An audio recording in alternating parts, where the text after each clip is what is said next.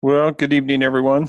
We had several people who were not able to make it. Well, everyone was not able to make it tonight. So I'll just go ahead and record the material, and then you can look at it at your leisure. So I want to continue to pray for everybody and just the different circumstances going on in people's lives. I know there's a lot of life out there for each of us. So um, just know that we're praying for you, and pray that you have a great week. Pray for Dawn's recovery, and for um,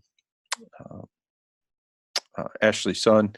And I think that covers most things. So, um, but let's get to it here tonight. This is for July 9th for Counseling 1. So,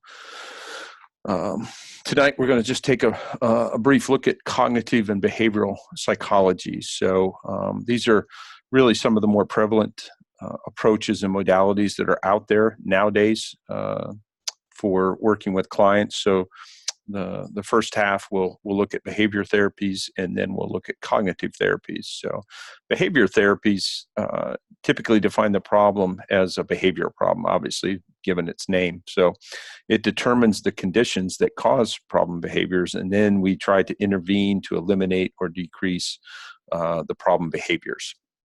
So the main proponents of this are Watson, Pavlov. Most of us have heard of Pavlov's dogs, that particular um, research, and then of course B.F. Skinner. The cognitive therapies are a little more difficult to describe. They're much more broader.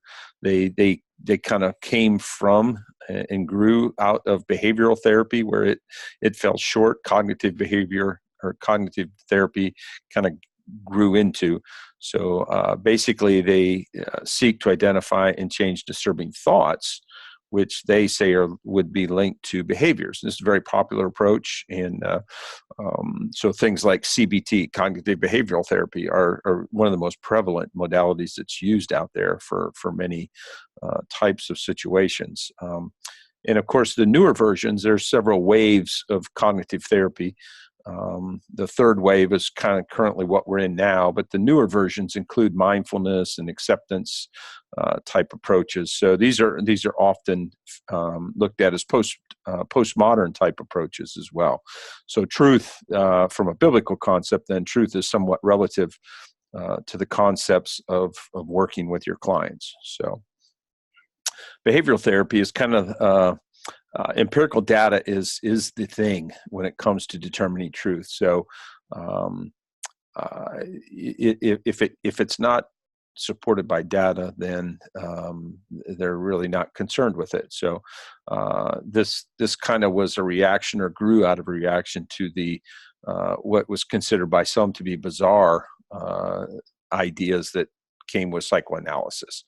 And it gave rise to reductionism, which is basically kind of breaking down the complex into the simple, meaning we're going to reduce humanity and all things about humanity down to the simple approach of it's all about behavior and empirical data. So language basically would equal verbal behavior. That's how behavioral therapists would look at language. That's verbal behavior. And then thought is subvocal behavior. It's just things that have not been able, where a person just can't give words, so they have thoughts. So, but thoughts, beliefs, and feelings and emotions are only important in how they link to the overt behavior of a particular person.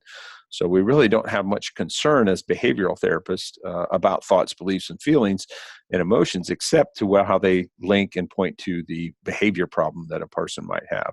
So basically, everything in the behaviorist mind can be understood by breaking it down into parts, i.e., behavior. Okay. The model of personality is interesting.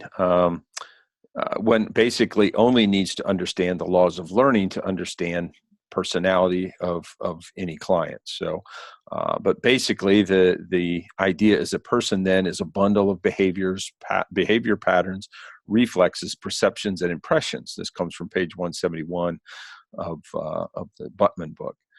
So classic and operant learning processes then explain all behavior with a core emphasis on environmental influences. Things that are going on around the person have an influence. The environment has an influence on the person. So classical conditioning is basically considered to be that involuntary response that becomes reflexively associated with new stimuli. So food can cause someone to salivate, burning can cause pain. That would be the classical conditioning thing. So I don't do something or do something because of it's an involuntary response to a stimuli. And then systematic desensitization provides a way of relaxation associated with stimulus. So one current example of this would be what we call prolonged exposure for post-traumatic stress disorder. A client is made or led to continue to re-experience the traumatic event until it's no longer has a response to the event. That is what systematic desensitization is all about in growing someone to be comfortable and relaxed associated with something like a spider phobia or any kind of phobia. But prolonged exposure is a current example of systematic desensitization. Other parts of personality with behavioral approach is that human behavior is largely the result of operant processes. So basically, problems occur when people learn maladaptive or inappropriate responses to stimuli. So using the prolonged exposure example, then post-traumatic stress symptoms are maladaptive ways to deal with traumatic experiences. So people fail to learn effective or appropriate responses due to previous learning.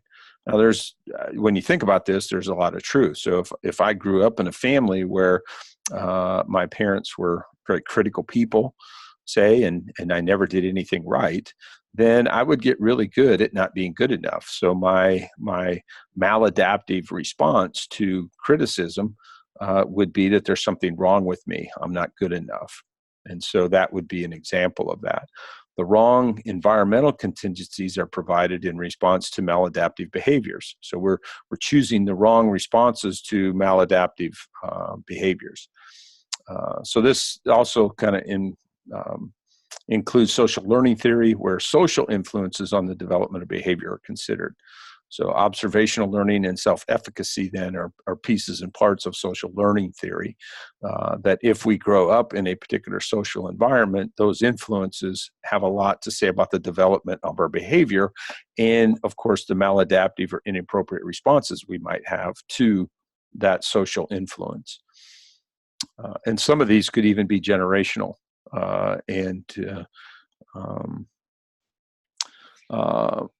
The model of psychotherapy really begins with a careful assessment of the factors believed to exert the influence. Okay, we don't assess people in behavioral therapy. We assess their behaviors and relationships. So on page 177, let me pull this up here quick. The idea of temper tantrums. Just draw your attention to that. As a general example, the temper tantrums of a 5-year-old may be seen by the parent as caused by disrespect for authority, low self-esteem, or a problem of the sinful heart, as some Christian families have described the problem. The behavior therapist, however, would collect data on the events and situational factors, the antecedents, that predict the behavior and the events that reinforce it, consequences. By performing a comprehensive behavioral assessment, the therapist discovers that the behavior only occurs when one parent is present and not in the presence of the other, or the more consistent disciplinarian parent. That the worst misbehavior occurs when the parent uses abrupt and harsh directives, such as yelling for the child to stop what he is doing, and that the parent responds to misbehavior by yelling without any real punishment. Such cycles often escalate over time as the parent worries about setting off another tantrum and becomes unsure of his or her parenting. The analysis may also show that the behavior problem occurs when parents are engaged in a heated argument and that the child's misbehavior causes the parents to cease their argument, thus allowing the child to have some control over the environment. So that would be an example of how a behaviorist would look at and begin to make sense out of the temper tantrums of a child. They would assess not the people, but the behaviors and the relationships that are driving the behavior. Okay. So from a Christian critique, there's some very different, obviously, philosophical assumptions that are made by the behaviorist. So naturalism versus Christianity, we would say that God is above nature. Not that we don't deny that nature exists or that has an influence, but the created world is naturalistic. We live in it. And but we would just posit that God is above that naturalistic world as he created it. So it's our relationship then with God that makes us different from that of animals and the behavior that would come from them.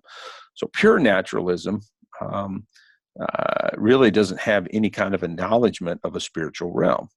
So now, we can't deny, though, that there is a strong naturalistic element in humanity.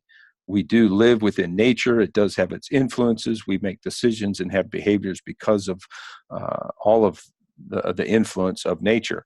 But it also rejects concepts. Behaviorists would reject concepts of freedom and consciousness. Those would not be things that they would agree with. Christian believers require a rejection of determinism, basically that every human event is the inevitable outcome of preceding events, that you don't have control over that. It is just going to happen. It's determined to happen.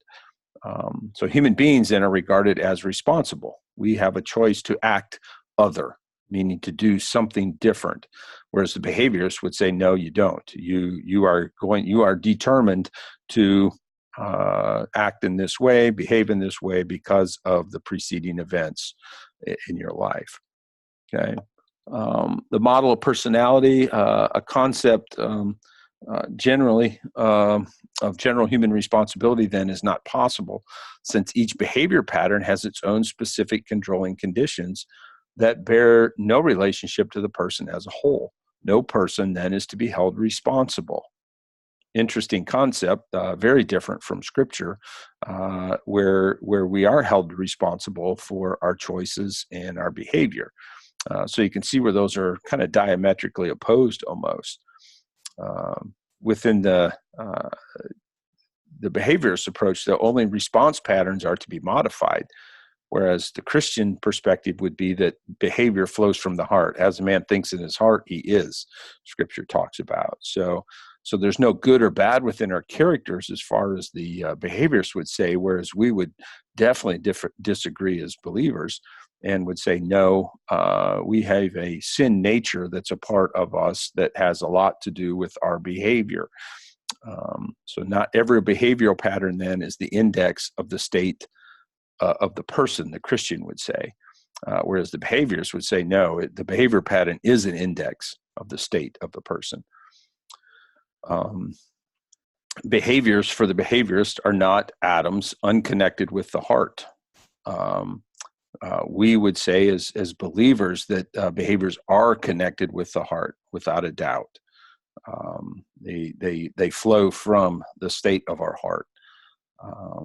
And human survival is not the only driving motivation behind human behavior, whereas the behaviorists would say, no, human survival is the driving motivation. Now, there's a lot of truth to that. Psychologically and physically, human beings start to, how do I want to say it? They will do what they need to do to survive in most situations. Physically, if you cut yourself, your body will begin to heal instantly. If you are out in the cold, your body will respond to that by restricting flow to the extremities to keep your core area warm. It's almost an instinctual way that the body has to self-preserve. So there is a dynamic about this survival that is behind human behavior. However, we would say as believers that you can overcome that by making a choice for some other approach.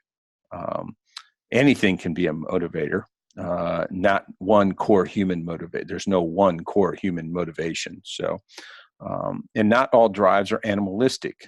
We can respond to higher motives. We can respond to a call that God maybe has put on our heart to do other things that might even go against natural influence and things of the world. That is what Christianity in many ways is all about, is not responding to the more base or natural instincts that are a part of who we are as humans, but in fact respond to a higher authority, to something that's objective and outside of the world. 186 and 187, I just want to reflect there for a little bit. This is kind of talking about child behavior a little bit. That kind of captures some of these ideas, but a Christian judgment that human motivations ought to be more noble and higher may be valid, at the same time appeals to higher motives, may be ineffective incentives to change a person's behavior. For instance, Christians often object to token economies for their problem children on grounds that the child ought to obey their parents and do their chores because it is the right thing to do, not to earn points to purchase video games. Some truth to that, right? But when a disruptive child is motivated only by the avoidance of punishment and rewards, those appetites may be the best avenue for modification of the child's behavior. Such an initial change may establish the very possibility of the child being motivated by other things, such as respectful and loving relationships with a parent. Having children obey their parents, improve their school performance, and attend church to earn tokens to buy toys may be the best way to expose them to activities which they ought to value more, and thus increase the likelihood that they will come to prefer them. Just because Christianity teaches that people ought to value more than material things does not mean they do. And there is no psychotherapy system more humble and realistic about the depth to which human motivation can sink than behavioral therapy. So again, gives a little bit different twist to think about the impact really that behavioral therapy can have in our understandings of even Christian ideas. You know, kids grow up through phases in their life. They have different core belief structures that are appropriate at certain ages in their life. So things like trust, if you're familiar with Erik Erikson's child development phases, then trust is the first thing that is formed from the age of 0 to 2. So if a child is not nurtured when it needs nurtured, it can very much develop a negative core belief of self that says, I can't trust, I won't survive, I can't control, things like that. I'm not safe. So it's important to respond to infants. It's important to change their diapers, to feed them, to appropriately physically touch them. Those are the ways that we communicate that they have value and purpose in life, and actually can in healthy ways move through that development phase of their life. Other ideas around Christian critique of behavioral therapists. For the behaviorist, good and evil do not exist. No values exist.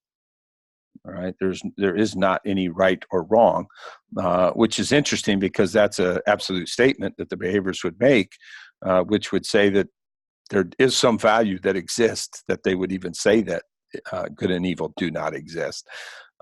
Moral codes are ways to obtain reinforcement or avoid punishment. So they would say that moral codes are bad. It's a way to control people. Values then become normative patterns in a particular culture. So I would suggest that the idea of having no values is in itself a value. It's like saying there is no absolute truth, except the fact that there's no absolute truth. That's the only absolute truth, which contradicts itself, basically. Skinner placed an emphasis, though, because he saw this as a problem at some point in his career, that primary goods of liberty and opportunity. So he's trying to kind of bring in the concept of value system into his theory, kind of through a back door.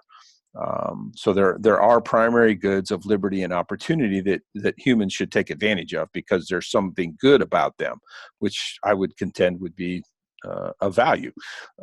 So behavioral therapists reduce human processes, though, to instances of basic learning concepts again.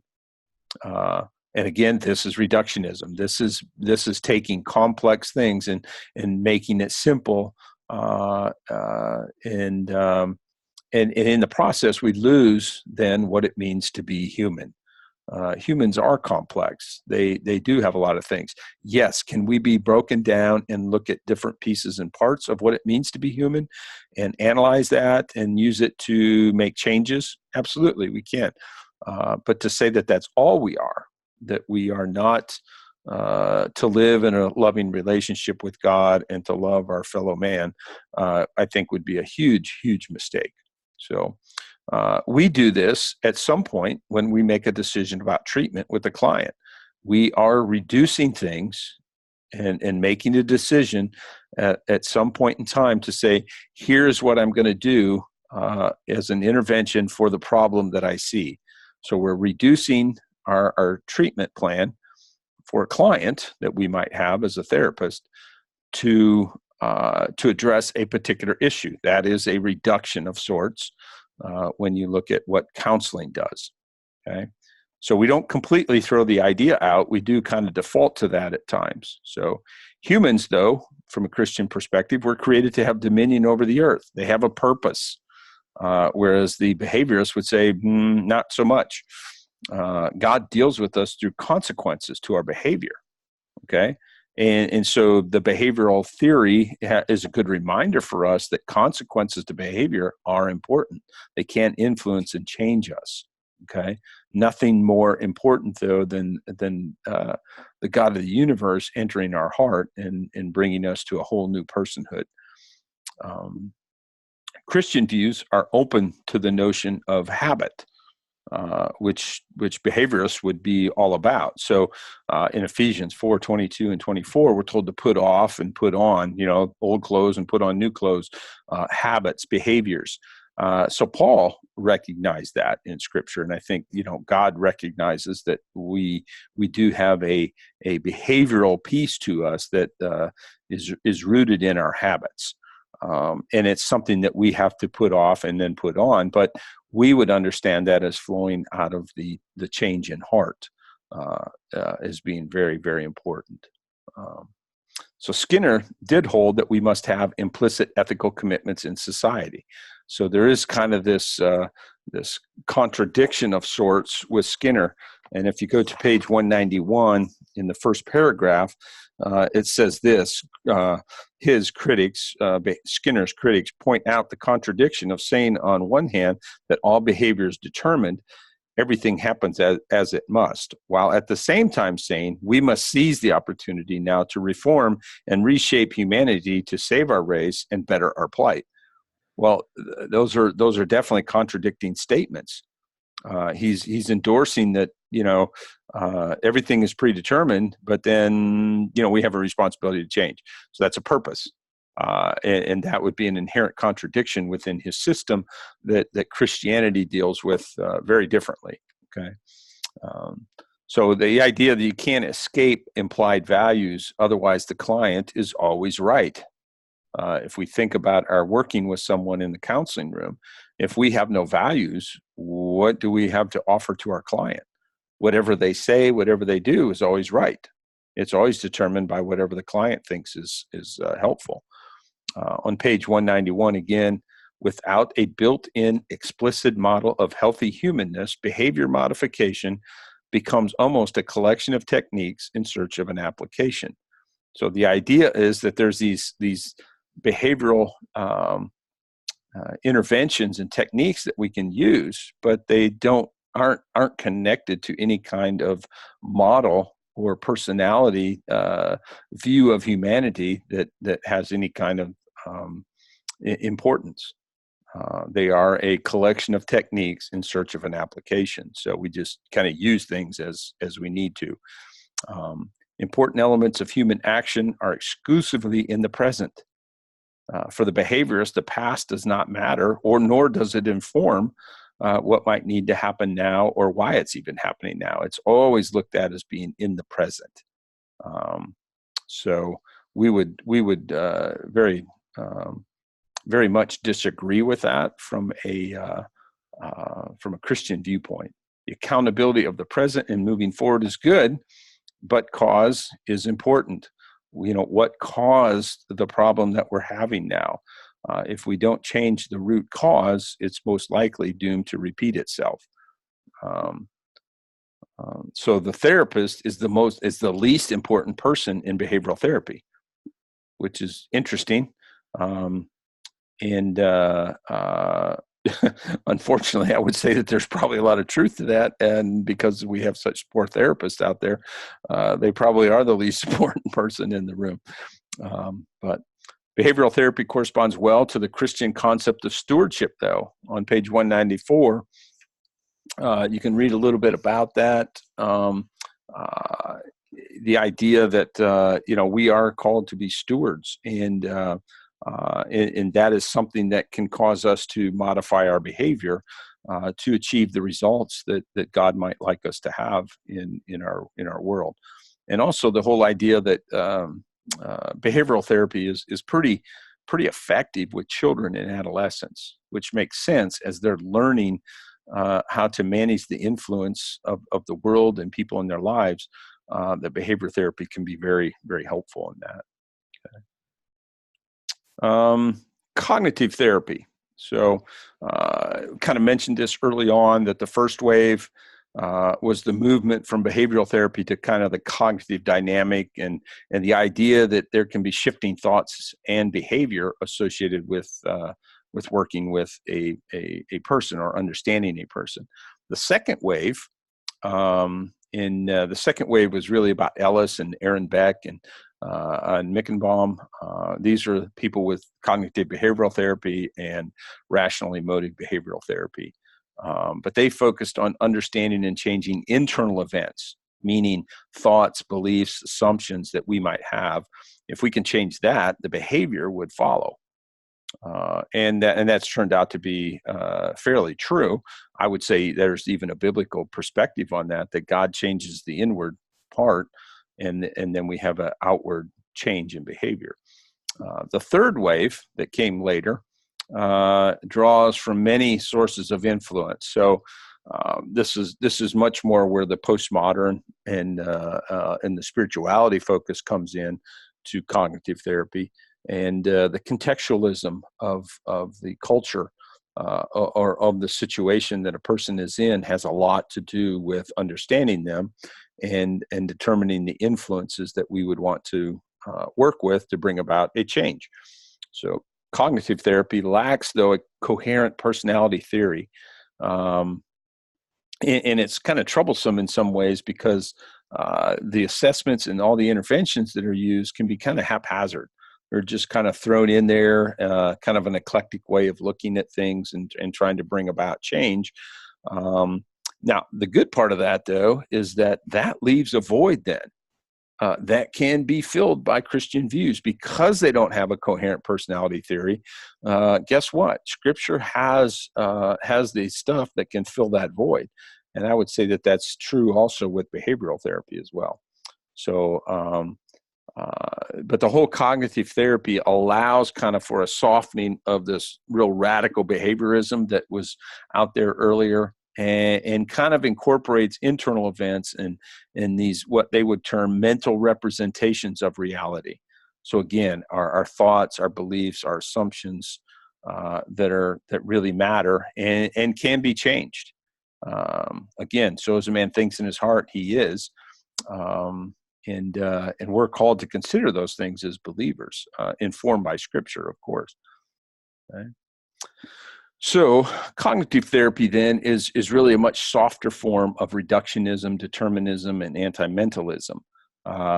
It really kind of steps back from some of those firm views of who humanity might be, and then there's kind of more of a growing connection between personality theory and cognitive therapy.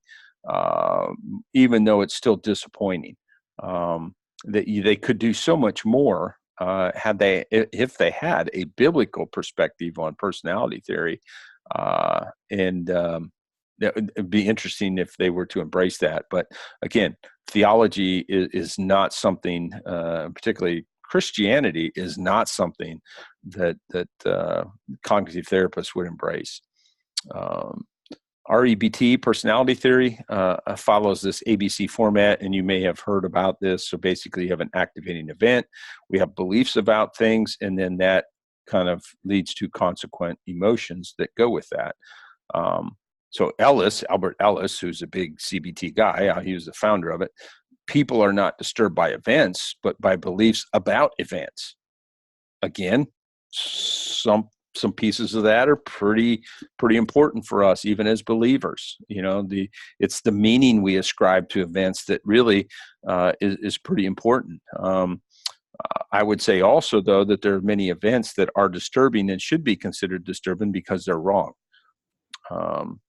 And that's where Ellis we would kind of part ways there. So the introduction of schemas was really helpful in cognitive therapy. So, and a schema is kind of a structure underneath that contains a representation of reality that functions beneath conscious awareness. So again, using the example of growing up in a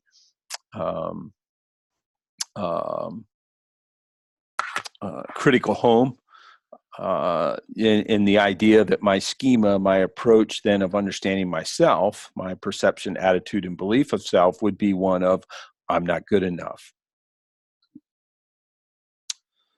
All right, and that concludes our information. Of course, I invite you to read all the pages on behavior and cognitive therapy, and don't forget your weekly